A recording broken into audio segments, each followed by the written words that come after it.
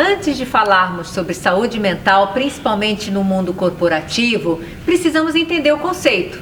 Segundo a OMS, saúde mental é um estado de bem-estar no qual o indivíduo é capaz de usar suas próprias habilidades, recuperar-se do estresse rotineiro, ser produtivo e contribuir com a sua comunidade.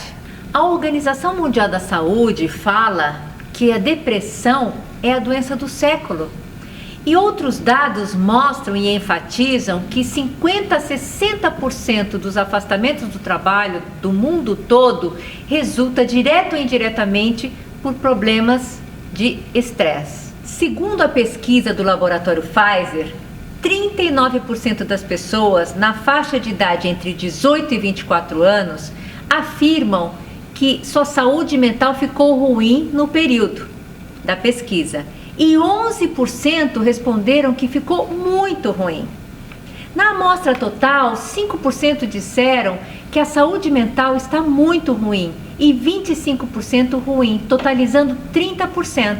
9 em cada 10 brasileiros no mercado de trabalho apresentam sintomas de ansiedade, do grau mais leve ao incapacitante.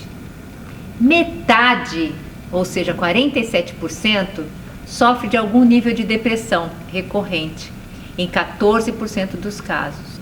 Em todo o mundo, os gastos relacionados a transtornos emocionais e psicológicos podem chegar a 6 trilhões de dólares até 2030, mais do que a soma dos custos com diabetes, doenças respiratórias e câncer. E no Brasil, os transtornos mentais são a terceira causa de longos afastamentos do trabalho por doença. O último anuário estatístico de acidentes de trabalho do DIEESE, Departamento Público de Estudos Socioeconômicos, revela que o número de pessoas afastadas do emprego e que receberam auxílio do INSS chegou a 16.381 pessoas em junho de 2015. Episódios depressivos, transtornos ansiosos, reações ao estresse grave e transtornos de adaptação foram os principais diagnósticos. Gente, sabe quais são as consequências de tudo isso? Absenteísmo, presenteísmo, que é aquele cara que vai trabalhar mas não rende nada, acidentes de trabalho, afastamentos, queda de produtividade, perda de material e qualidade de trabalho, podendo colocar vidas em risco, insubordinação e problemas de relacionamento interpessoal, aumento dos custos com assistência médica. Apesar desse cenário, gente, pasmem, apenas 18% das empresas investem em saúde mental, isso antes da pandemia. Como transformar esse caos em uma obra-prima? Eu pergunto para vocês. Primeiramente, as empresas precisam entender que a cada $1 investido em programas de prevenção, elas ganham 4 vezes mais, ou seja, $4, evitando essas consequências todas. Agora, algumas dicas importantes para quem pensa em fazer um programa de prevenção dentro de uma empresa. Fazer um diagnóstico corporativo situacional.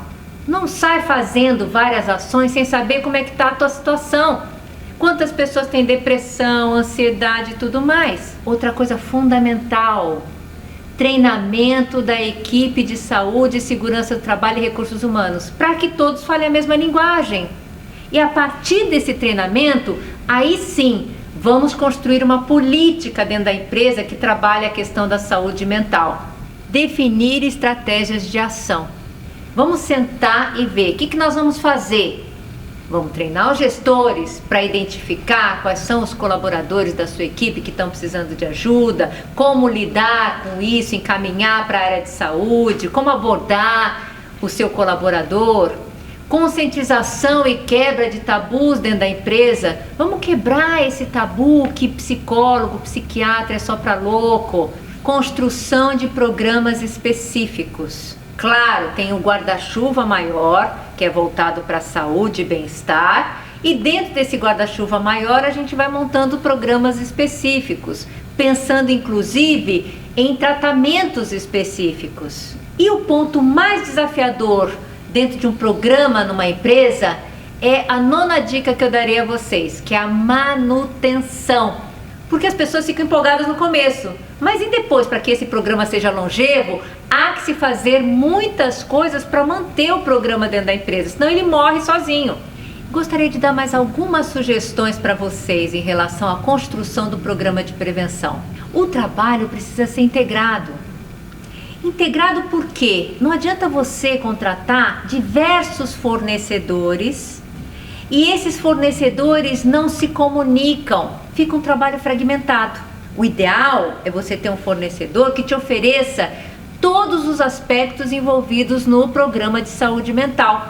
As chances disso ficar mais integrado são muito maiores. Outra coisa é mensurar os resultados. Essa mensuração é muito delicada, porque eu preciso, se eu for fazer um programa de estresse, eu tenho que aplicar um instrumento que avalie o nível de estresse daquela população antes do programa e depois do programa, para eu realmente avaliar se aquela ação foi eficaz.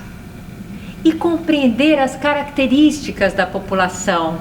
Se a tua população é de gente muito jovem, completamente antenada na tecnologia, o que hoje é muito comum nas empresas, a linguagem do programa precisa perpassar por esse movimento.